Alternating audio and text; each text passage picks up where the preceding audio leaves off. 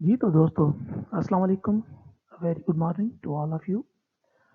So today we are going to discuss about a very much important topic of reproductive physiology, that is about the puberty. So let's start please. Puberty. तो puberty क्या है जी, कौन बताएगा? Yes, आप में से तकरीबन जो है सबका आंसर यही है और करेक्ट है, ऑलमोस्ट करेक्ट है तकरीबन, और यही है उमूमन कहा जाता है कि प्यूबर्टी क्या है. Puberty is the age of an adolescent. ठीक है. But when we define this term scientifically, then we will say कि the age at which the animals are able to produce their gametes, that age is known as the puberty. ठीक है. या अगर female की बात करें तो in female this is associated with the occurrence of estrus. Okay. या कहें कि the age at which first estrus takes place. लेकिन याद रहे ये जो डेफिनेशन है this is not the complete one, या आप इसे मोर एक्यूरेट नहीं कह सकते कि puberty means age at the first oestrus. अच्छा, वो क्यों? वो इसलिए क्योंकि for the most of time क्या होता है कि जानवर ईस्ट्रस में तो आता है पहली बार, लेकिन देयर इज नो ओव्यूलेशन. कभी कभार होती है लेकिन ज्यादातर फर्स्ट ईस्ट्रस के अंदर that is not followed by the ovulation, और जब ओव्यूलेशन नहीं होगी तो it means that is not a true oestrus, और you may say that is not a true puberty, that is not an actual puberty. तो इसलिए हम कहेंगे कि प्यूबर्टी जो है वो प्यूबर्टी तब होगी इन actual sense when it is in case of female. याद रखिएगा फीमेल की बात कर रहे हैं कि इन case of female that is associated with the occurrence of first estrus followed by the ovulation. तो estrus हो उसके साथ साथ अगर ovulation भी होती है तो in that sense we may say कि that is a true sense of the puberty. या यूं कह लें, हमें पता है कि अगर ovulation होगी तो it means अगर आप यहाँ पर देखें, if you can see this green, मैंने इसको इसलिए ही ग्रीन कर दिया है कि age at which a female can support pregnancy without deleterious effect. समझ रहे हैं बात को? यानी प्यूबर्टी ट्रू सेंस में या from practical of view puberty हम कहेंगे उसे जब एनिमल जो है वो स्ट्रेस में आए, उसके बाद ओव्यूलेशन हो and that female can support the pregnancy without any deleterious effect. तो हम कहेंगे कि हाँ भाई ये जो जानवर है ये प्यूबर्टी को, ये एनिमल जो है वो प्यूबर्टी को पहुंच चुका है. समझ रहे हैं मेरी बात को? समझो था ना पुट रहा था what I am going to say, अच्छा तो चढ़ जाए. ठीक है. अच्छा, एक और चीज, now when we talk about the male, तो मेल के अंदर puberty is associated with the production of spermatozoa.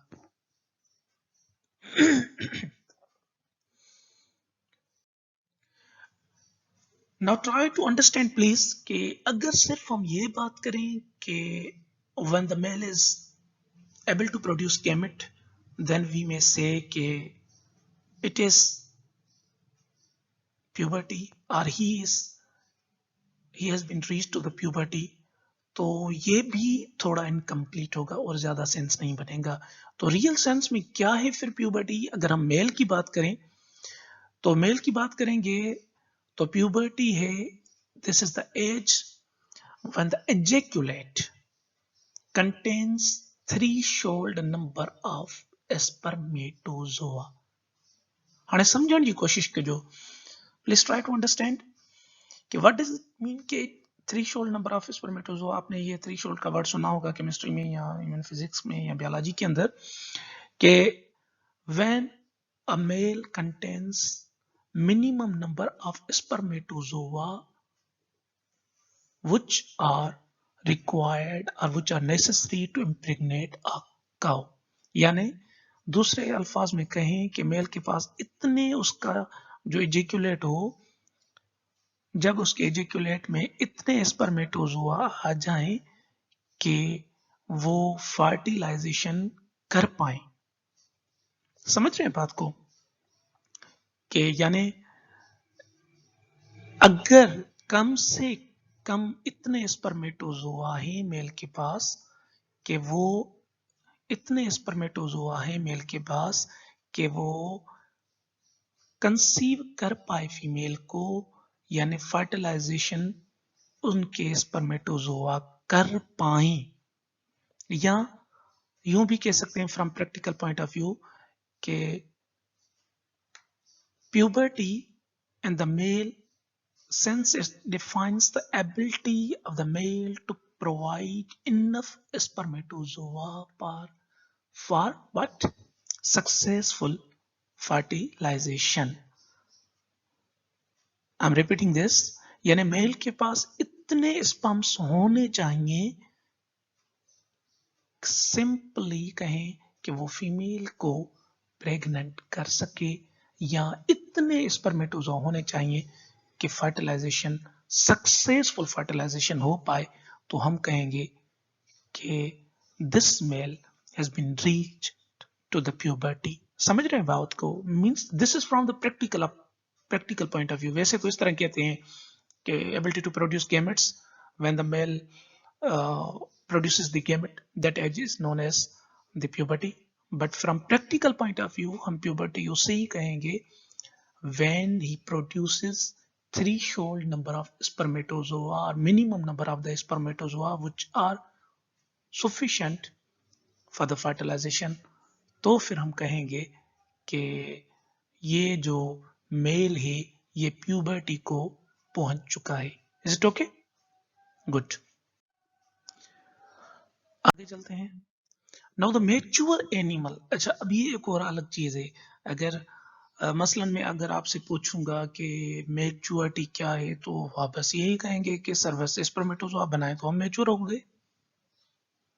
मसलन यहाँ पर डॉक्टर अरबेलो जो है वो बैठा हुआ है, हाणे अरबेलो खां पूछूं था बाबा तू मैच्योर? ही चवंदो हाँ sir, I am mature because I am producing the gametes. तो क्या अगर आपके पास अगर कोई एनिमल है मसलन और वो गैमेट्स प्रोड्यूस कर रहा है, तो क्या आप उसे मैच्योर एनिमल कहेंगे? Let's see this.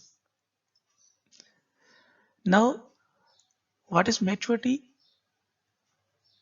Animal at third lactation. समझ रहे हैं बात को कि मैच्योर एनिमल किसे कहेंगे? कि ये जो एनिमल है मसलन भाई मस्तो ही सावट जो एनिमल आ, जो पंहिंजो कोसे सावट आ, चांडिया सावट जो एनिमल आ, इनके पास जो जानवर है वो मैच्योर है। प्यूबर्टी अलग चीज है, maturity then a different thing. Mature आप उसे तब कहेंगे जब उसकी थर्ड लैक्टेशन होगी। Now please try to understand this. मसलन एनिमल एट थर्ड लैक्टेशन, उसका वजन होता है तकरीबन 400 kg, ठीक है? तो एट फर्स्ट एआई, अगर आप जानवर में पहली बार एआई कर रहे हैं, तो its weight should be what? Yes, its weight should be 55% of its mature body weight, यानी कि उसका जो वजन है वो 55% ऑफ उसका जो मैच्योर वेट है उसके बराबर होना चाहिए। अच्छा, ये कैसे करेंगे? अब आपको समझाता हूं, प्लीज थोड़ा समझिएगा। Please look at the board. मसलन 650 आपका जानवर प्रेग्नेंट है, आपने उसका वजन किया, वेट किया, तो उसका वेट आ रहा है 650। ओके, अब इस 650 को आपने मल्टीप्लाई करना है with this figure. Yes correct, बिल्कुल 55 से आप इसको मल्टीप्लाई करेंगे और परसेंटेज निकालने के लिए आपको पता है ये, यस, हाँ यस, बिल्कुल बिल्कुल, परसेंटेज निकालने के लिए आप उसको डिवाइड करेंगे 100 के साथ। Yes correct, excellent. जी बेटा आप बताएं मुझे कि क्या आएगी। हाँ कैलकुलेशन करके बताएं। यस, तो आंसर आएगा 357 केजी। आंसर क्या आएगा 357। अच्छा, ये जो 357 आ रहा है, अब इसमें से आपने क्या करना है कि जो बछड़े का वेट है, जो बच्चा होगा ना, इसने जो बच्चा दिया, क्योंकि ये तो हमने प्रेग्नेंट एनिमल का वेट किया, वो था 650, उसको 650 का हमने 55% निकाला तो वो हमें मिला 357। ठीक है, अब 357 से आपने उसका जो बछड़ा है उसका वेट माइनस करें, मसलन 30 केजी, तो the weight of the animal will be what, weight of animal will be 327 kg. Are you getting my point? यानी अब हमें वजन कितना मिला 327, तो ये जो 55% ऑफ मैच्योर वेट है, यानी फर्स्ट आप कह सकते हैं कि एट फर्स्ट लैक्टेशन, सॉरी यहाँ पर यह लिखा हुआ है लेकिन there will be age at first lactation, that should be 55% of its mature weight, तो वो होगा तकरीबन 327। और जब इतना आपके जानवर का आपको वेट मिले तो समझें कि ये इसकी जो है वो क्या है, इसकी जो है वो फर्स्ट लैक्टेशन है, यानी आपने एनिमल को तब ही उसकी फर्स्ट एआई करनी है when its weight should be reached to 55% of its mature body weight। और 55% आप कैसे निकालेंगे, 650 मसलन उसको मल्टीप्लाई करेंगे 55 से, डिवाइड करेंगे 100 से, तो जो आंसर आएगा 357। फिर आप उससे बछड़े का वेट जो है यानी मसलन 30 केजी उसको माइनस करेंगे तो आपको 327 यानी कि 327 केजी मिल जाएगा। तो दैट विल बी कि आप कहेंगे कि आप उस टाइम पर जो है ये इतना वजन उसका हो, तो आप उस जानवर को यानी कि 327 हो, तो आप उस एनिमल को जो है वो उसकी एआई कर सकते हैं। अच्छा, now the question is this कि when the animal gets into the first heat, पहली बार जानवर हीट में कब आता है, वो आता है तकरीबन जब उसका वेट होता है 45% of its mature body weight. फिर वो 45% उसका किस तरह निकलेगा वो आप कर सकते हैं। ठीक है, ओके, तो आगे चलते हैं।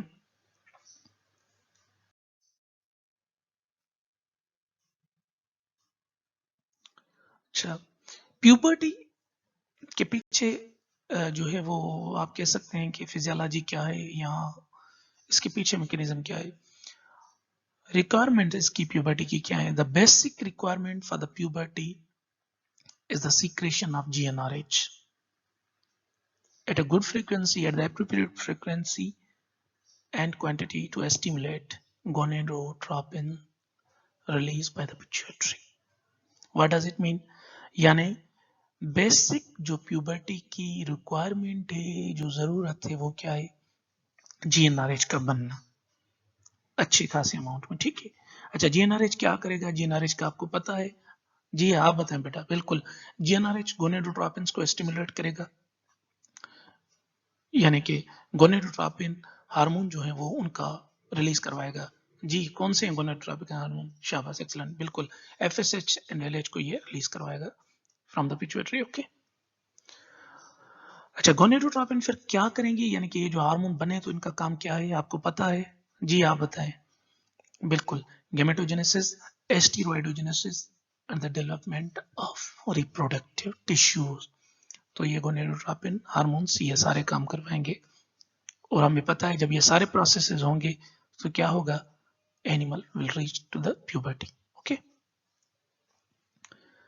अच्छा, the number of neurons that secrete GnRH, वो न्यूरॉन्स जो किस जीएनआरएच बना रहे हैं, उनकी मॉर्फोलॉजी, उनकी distribution within the hypothalamus are well established before puberty। मस्त हिसाब समझी दो। यानी वो न्यूरॉन जो कि जीएनआरएच बना रहे हैं बेटा, उनकी मॉर्फोलॉजी हो या उनकी डिस्ट्रीब्यूशन हो हाइपोथैलेमस के अंदर, वो पहले से ही एस्टेब्लिश्ड है, पहले से ही डिसाइडेड है बिफोर प्यूबर्टी। ठीक है, देयर फंक्शन, लेकिन इनका काम यानी न्यूरॉन्स का काम बढ़ जाता है, increases as the puberty begin.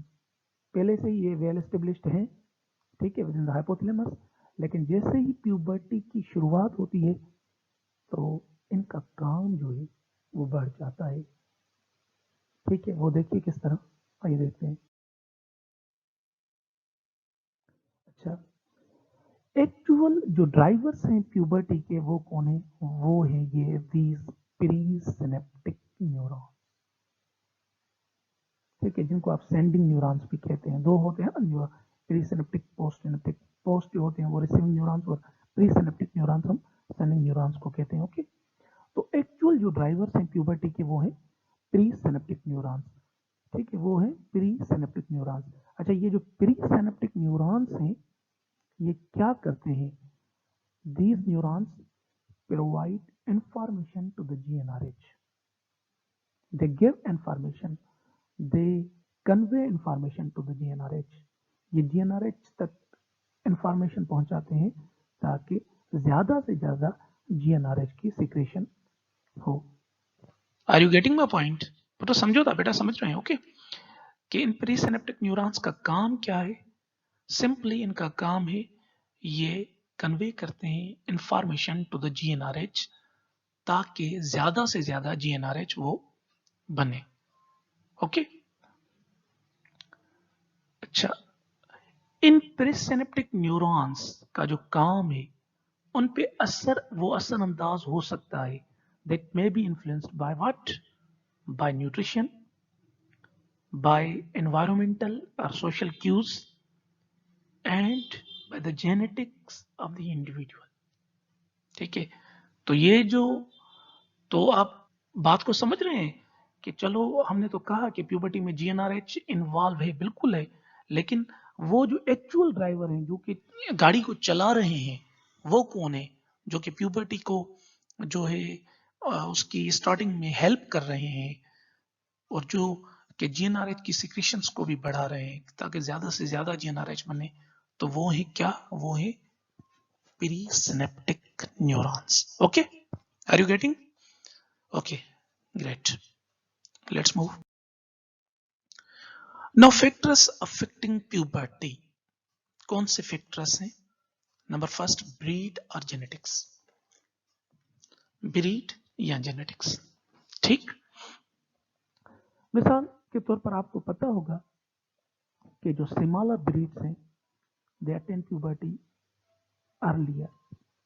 ठीक है, सिमाला जो ब्रीड्स हैं वो प्यूबर्टी को, बलोगत को जल्दी पहुंचती हैं। दैट इज, मसलन जर्सी ब्रीड है which is smaller breed than Holstein, and it attains puberty at the age of 8 months, जबकि होलिस्टन जो ब्रीड है वो 11 मंथ में प्यूबर्टी को पहुंचती है। तो इससे ये हमें मालूम हुआ कि genetics also important, that is also the factor which is affecting puberty, यानी स्मॉलर ब्रीड्स जो होंगी वो जल्दी प्यूबर्टी को पहुंचेंगी। ठीक है, then the larger. Yes, excellent. अच्छा, एक है इन्वायरमेंटल फैक्टर। जी हाँ, इन्वायरमेंट का बड़ा रोल है। इन्वायरमेंट कैसा है? हॉट इन्वायरमेंट है, कोल्ड इन्वायरमेंट है, क्योंकि इन्वायरमेंट उसके बाद टेम्परेचर। तो अगर आपने देखा होगा कि उमूमन इस तरह ही होता है, चाहे जानवर हो या इंसान हो, कि जो हॉट इन्वायरमेंट में रहते हैं they attain the puberty at the earlier. उनमें जो प्यूबर्टी है वो जल्दी आती है एज कंपेयर टू यस, कि जो कि कोल्डर इन्वायरमेंट में जो है वो रहते हैं। तो ये जो टेम्परेचर है इसका भी इन्फ्लुएंस है ओवर द प्यूबर्टी। ठीक है, हाँ, ये नचे जो तो सर, ये जो दादू वाले लोग हैं, ये जो जेठमा बाग के, ये जो लारकाना के, ये जल्दी जो है वो प्यूबर्टी को पहुंचते हैं, और जो अपना क्वेटा के लोग हैं या जो गिल्द के बल्तिस्तान के लोग हैं वो प्यूबर्टी को जल्दी को पहुंचते हैं. तो it is possible, this is the science actually. Then season, the month of birth also influences the age of puberty, especially in seasonal periods. इस चीज को प्लीज समझिएगा. द मंथ ऑफ बर्थ यानी जिस माह के अंदर बछड़ा पैदा हो रहा है. ठीक, एनिमल्स की हम बात कर रहे हैं, स्पेशली सीजनल ब्रीडर्स की. अगर हम शीप की बात करें तो मंथ ऑफ बर्थ वो इन्फ्लुएंस करता है एज ऑफ प्यूबर्टी को. जैसा कि आपको एक एग्जांपल देता हूँ. मसलन क्या है, जी जी बिल्कुल, शीप. अच्छा, शीप की हम बात करें तो शीप जो है आपको पता है कि they are the good example of the seasonal breeders. ठीक है, and they are the good example here in this case too. तो क्या होता है कि देयर ईस्टर साइकिल्स बिगिन होती हैं, शुरू होती हैं शार्ट डे लेंथ के अंदर. ठीक है, इन नेचुरल फोटो पीरियड्स मसलन स्प्रिंग बॉर्न फरवरी और मार्च की बात करें. अगर शीप जो है आपके पास, मिसाल के तौर पर यहाँ पर ये खोसो साहब बैठा हुआ है. अब खोसो साहब की ये जो इनके पास एक शीप है, उन्होंने बच्चा दिया अभी इस मंथ में, यानी कि मार्च अभी खत्म हुआ है जिस तरह, तो मार्च में इसने बच्चा दे दिया. ठीक है, लैम्बिंग हुई उसकी. अच्छा, उससे अच्छा इन्होंने जो है वो खाना पीना अच्छा दिया, बिल्कुल अच्छी न्यूट्रिशन दी. तो क्या होगा, what will happen, that will get, वो जो बछड़ा है that will attain, it will attain the puberty during the subsequent fall. यानी कि अब सितंबर या अक्टूबर जो आएगा तो इंशाल्लाह ताला वो उसमें बलोगत को पहुंच जाएगा. मुबारक हो, सही बात खुशा साहब. ठीक है, अभी वो मस्तूरी साहब को दुख हो रहा है कि सर मुझे क्यों नहीं कह रहा. तो इस तरह होता है.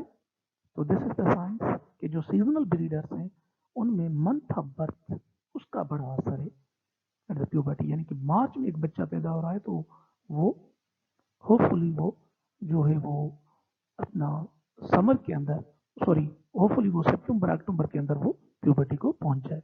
लेकिन शर्त क्या है, अच्छी गिजा. ऐसा ना हो कि बस हाँ वो पहुंच जाएगा, सर ने बताया था, उसे कुछ ना दे. नहीं नहीं नहीं, उसे खाना जो है, उसे न्यूट्रिशन जो है वो अच्छी देनी है. और जब न्यूट्रिशन अच्छी मिलेगी तो तब ही वो टाइमली प्यूबर्टी को पहुंचेगा. ठीक है. अच्छा, यानी मसलन 5 to 6 मंथ लगेंगे. अगर आप काउंट करें मार्च से सितंबर तक, तो ये तकरीबन 5 से 6 मंथ का जो है वो अरसा हो जाएगा और वो प्यूबर्टी को पहुंचेगा. In contrast to fall born, यानी फिर अगेन कुछ जो है बछड़ा, अगर कुछ की लैम्बिंग जो है, कुछ शीप की लैम्बिंग जो है वो हो रही है मसलन फॉल के अंदर. ठीक है, ऑटम के अंदर अगर उनकी जो है वो आ, हो रही है, या फॉल के अंदर उनकी जो है वो लैम्बिंग हो रही है, तो दे विल नॉट रीच, उनके जो बछड़े होंगे, उनके जो लैम्प्स होंगे, they will not reach to the puberty until to the age of 10 to 12 months. तो आपने देखा कि कितना बड़ा डिफरेंस आ गया. यानी एक जगह पर अगर सीजन का कितना बड़ा इन्फ्लुएंस है प्यूबर्टी पर. यानी अगर बछड़ा अभी पैदा हो रहा है, मार्च के अंदर पैदा हो रहा है, in the month of March, तो वो प्यूबर्टी को पहुंच जाएगा अगर न्यूट्रिशन अच्छी है तो विद इन 5 to 6 मंथ्स. लेकिन अगर कोई बछड़ा फॉल के अंदर पैदा हो रहा है तो क्या होगा, it will attain the puberty at the age of 10 or 12 months. तो ये तकरीबन 6 माह का डिफरेंस हो गया. तो ये इतना बड़ा सीजन का इन्फ्लुएंस है. लेकिन याद रखिएगा, this is specially in case of seasonal breeders. Okay, good. पता समझी तो ना पता. ठीक. अच्छा, एक और बात प्लीज. जैसे हमने यहाँ पर ब्रीड की बात की थी, जैसे हमारी जो ब्रीड है मसलन बॉस इंडिकस से. ठीक है बेटा, यहाँ जो हमारी जो रेड सिंधी है, हमारी जो कुंडी है, हमारी जो साहिवाल ब्रीड्स हैं, तो they are not reaching to the puberty until 24 months of age. लेकिन वो जो जर्सी है, वो जो होलिस्टन है, वो इतना जल्दी प्यूबर्टी को पहुंच रहे हैं. तो ये क्या है, ये जेनेटिक्स का कमाल है सर. ठीक है बेटा. Then the body weight, the onset of puberty is more closely related to the body weight than to the age. Very interesting. यानी कि ज्यादा रिलेशन किससे? बॉडी वेट से, ना कि एज के साथ है उसका। Dairy cattle are reaching to the puberty when their body weight is 30 to 40% of the adult body weight। ठीक है, यानी कि डेयरी कैटल्स जो है वो प्यूबर्टी को पहुंच रही है कब? जब उनका वेट हो रहा है 30 to 40% of their adult weight. वो आप निकाल सकते हैं अभी, मसलन 400 kg उनका एडल्ट वेट है, 30 to 40 आप किस तरह निकालेंगे वो आपको मिल जाएगा अभी आप अगर करें तो। ठीक है, आप भले करें डिस्पा वस्तु ही। ठीक। अच्छा, in beef cattle this percentage is higher. अगर बेफ केटल की बात करें, बीफ केटल की बात करें तो ये परसेंटेज तकरीबन 45 to 55% है। तो बॉडी वेट का भी असर पड़ता है ओवर द प्यूबर्टी। अच्छा, यहाँ पर एक चीज मैं आपको वैसे इंटरेस्टिंग बताता चलूँ कि ह्यूमन बींग्स की अगर हम बात करें, अभी वो नॉर्वेन रिकॉर्ड्स के अंदर जो है वो देखा गया है कि तकरीबन मिड ऑफ 18th सेंचुरी, 18वीं सदी के मिड में, ठीक है, वहां पर क्या होता था कि जो फीमेल्स होती थी, मतलब गर्ल्स होती थी, वो प्यूबर्टी को पहुंचती थी तकरीबन at the age of 17 years. 17 सालों में 17 साल उनको लगते थे टू गेट द प्यूबर्टी। ठीक है, but at this time, but in this era, आपने देखा होगा कि females are getting puberty, are reaching to the puberty at the age of 12 or 10 months, or their first menarche is taking place at this stage। तो ये बिल्कुल बड़ा एक question mark है कि हाउ इट इज पॉसिबल। अच्छा, ये इसलिए पॉसिबल है क्योंकि उस टाइम पर ये देखा गया, साइंटिस्ट ये कहते हैं या कुछ ये फाइंडिंग्स हैं कि शायद there was no proper nutrition. मैंने आपको बात की ना जिसकी कि अगर चलो सीजनल ब्रीडर्स भी हैं लेकिन न्यूट्रिशन अच्छी होनी चाहिए। तो क्योंकि 18वीं सदी में या उसके दरमियान में इतनी न्यूट्रिशन अच्छी नहीं थी, गिजा इतनी अच्छी नहीं थी, खादा एडा पुट भला न हुआ, न को एनवायरमेंटल इन्फ्लुएंस हुई, सोशल क्यूज न हुआ, जाहिर गला सोशल फैक्टर्स बाहन, मीडिया फैक्टर बाहन। ठीक है, stimulus, you may understand what I am going to say. तो ये सारी चीजें नहीं थी, मीडिया का इन्फ्लुएंस भी नहीं था, उसके अलावा न्यूट्रिशन इन्फ्लुएंस नहीं था। तो इसकी वजह से ही, तो ये भी एक बहुत बड़ा फैक्टर है कि जो आज की जो फीमेल्स हैं they are getting puberty at the earlier age. ठीक है, तो न्यूट्रिशन ये एक बहुत बड़ा फैक्टर हो सकता है। और अभी देखिए ना, मिसाल चलो पुराने ज़माने को हम छोड़ते हैं, गालियन के विसारियों का। अभी देखिए आज की अगर बात करें हम, तो आज भी अगर आप देखें, मिसाल के तौर पर हने ये हमारे बच्चे हैं खोसा साहब, तो अगर आप देखें कि कुछ जो रॉयल फैमिलीज हैं, कुछ जो बड़े खानदान हैं, अमीर लोग हैं, उनकी बच्चियां जल्दी जो है वो प्यूबर्टी को पहुंच रही हैं, और गरीबों के अंदर वो प्यूबर्टी जो है वो प्यूबर्टी को देर से पहुंच रही है। what is what is the secret, what is the reason behind this?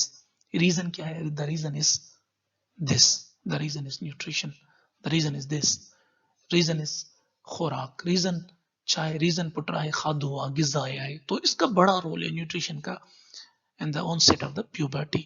समझ रहे हैं बेटा बात को? ठीक है, तो ये न्यूट्रिशन का role in case of puberty. Okay, अच्छा, एक और फैक्टर है सेक्स। ये तो आपको पता होगा, बिल्कुल आप समझते हैं, बल्कि मैं समझता हूँ बच्चा बच्चा समझता है इस बात को, कि इवन लेमैन भी समझता है कि जो फीमेल्स हैं that get puberty earlier than the male. ठीक है, then opposite sex are social cues. Yes, opposite sex are social cues, इनका भी बिल्कुल बड़ा फैक्टर है कि अगर आपके पास एक फार्म है, ठीक है, अगर आपके पास एक हार्ड ऑफ एनिमल है और उसके अंदर आप सारी फीमेल्स हैं, कोई भी मेल नहीं है, तो these females will get the puberty at the later age। they will get to the puberty, they will reach to the puberty at the delayed period of time. ठीक है, वो देर से, they will reach to the puberty lately, वो puberty को देर से पहुंचेंगी. they will या आप कह सकते हैं कि उनमें delayed puberties हो सकती हैं. लेकिन अगर उसी जगह हम उसी फार्म के अंदर, अगर हम उसी फार्म के अंदर एक मेल को इंट्रोड्यूस कराएं तो अपोजिट सेक्स का, सोशल क्यूज का, अपोजिट सेक्स का असर पड़ेगा और क्या होगा, नॉर्मल प्यूबर्टी वो जो है वो अचीव करेंगी. They will reach to the puberty at the earliest. समझ रहे हैं? तो वो जो है वो प्यूबर्टी को जल्दी पहुंचेंगी. ठीक है. अच्छा, यहाँ पर ये मैंने तस्वीर दी हुई है, अगर आप देख सकें तो देख लें please. This is actually taken from the book the pathway to pregnancy in parturition. मसलन एक ये लार्ज ग्रुप है गिल्ड्स का, मोर देन 10 एनिमल्स है यहाँ पर, और एक ये स्मॉल ग्रुप 2 to 3. यहाँ पर आप देख सकते हैं कि 28 वीक्स में they reach to the puberty. 28 हफ्ते इनको लगे हैं प्यूबर्टी में पर पहुंचने को. ठीक है.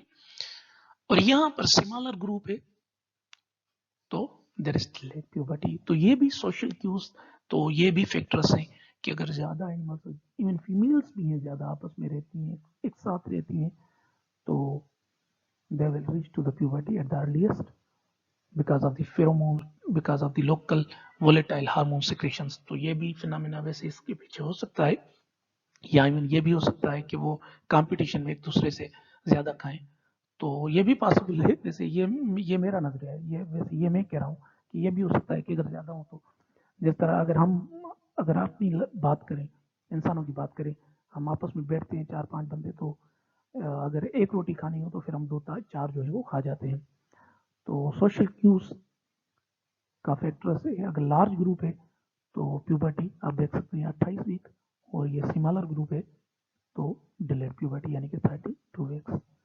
ठीक है बेटा, बेटा समझी दो बाबा, बेटा समझ रहे हो? ठीक है, शाबाश. ओके, आगे चलते हैं. Then disease. Yes, this is the factor, health and disease. Yes, health and disease का भी बड़ा रोल है. अगर सेहत है तो सब कुछ है. हेल्थ इज वेल्थ, आपने ये तो सुना होगा. तो डिजीज, कोई बछड़ा पैदा हुआ है, पैदा होते ही वो बीमार है. आपने देखा होगा इन ह्यूमन बींग्स के अंदर कि कोई बच्चा पैदा होते ही बीमारियों में वो बेचारा आए दिन वो हॉस्पिटलाइज हो रहा है, तो क्या होगा? he will or she will reach to the puberty at the delayed period of time, at the late. But if he is healthy, if she is healthy, she will or he will reach to the puberty at the earliest. तो ये भी एक factor है. Okay. अच्छा, यहाँ पर ये देखिए, factors affecting puberty. The major factor in the onset of puberty is the failure of hypothalamus to secrete sufficient quantity of GnRH to cause GnRH release. ये पहली स्लाइड में हम वैसे डिस्कस करके आए कि जो मेजर फैक्टर है, जो कि इम्पॉर्टेंट फैक्टर है, वो है क्या? GnRH की सिक्रीशन. अगर हाइपोथैलेमस फेल हो रहा है, अगर if hypothalamus fails to secrete sufficient quantity of GnRH, तो क्या होगा? तो प्यूबर्टी में डिले हो सकती है. क्यों? क्योंकि हमें पता है ज्यादा से ज्यादा GnRH रिलीज होगा तो ज्यादा से ज्यादा गोनेडोट्रोपिन रिलीज होंगे और गेमेटोजेनेसिस होगी, स्टेरॉइडोजेनेसिस होगी और डेवलपमेंट होगी. Is it okay? तो GnRH का जो है वो होना, सफिशिएंट अमाउंट में उसका प्रोड्यूस होना वो लाजमी है. ठीक है, क्योंकि अगर GnRH अच्छे खासे अमाउंट में प्रोड्यूस होगा तो वो स्टिमुलेट करेगा ज़्यादा से ज़्यादा गोनेडोट्रोपिन्स को, पिट्यूटरी को स्टिमुलेट करेगा कि वो ज़्यादा से ज़्यादा गोनेडोट्रोपिन रिलीज करें, और ज़्यादा से ज़्यादा गोनेडोट्रोपिन्स बनेंगे तो गैमेटोजेनेसिस होगी, तो स्टेरॉइडोजेनेसिस होगी और डेवलपमेंट होगी. ओके, आई थिंक समझ गए होंगे आप. शाबाश. Let's move to the next slide. ये ऑनसेट ऑफ प्यूबर्टी है इन डिफरेंट डोमेस्टिक एनिमल्स, आप यहाँ पर देख सकते हैं। अगर एक्सोटिक काउ है, ठीक है, अगर विलायती है, अगर विदेशी जानवर है, तो वो प्यूबर्टी को पहुंच रहा है। अगर आप देख सकें, if you can see here, तो वो प्यूबर्टी को पहुंच रहा है 8 से 18 मंथ में। लेकिन वहीं पर हमारी इंडिजिनियस काउ, हमारी जो देसी ब्रीड्स हैं, उनमें डिले हो रही है। भले अच्छी ग़िज़ा दें, भले जो है वो बेहतरीन एनवायरनमेंट है, सारी फैसिलिटीज हैं, लेकिन फिर भी डिले होगी। और वजह क्या है? जी आप बताएं बेटा। यस एक्सलेंट, शाबाश, बिल्कुल, ब्रीड, जेनेटिक्स। तो जेनेटिक्स फैक्टर है।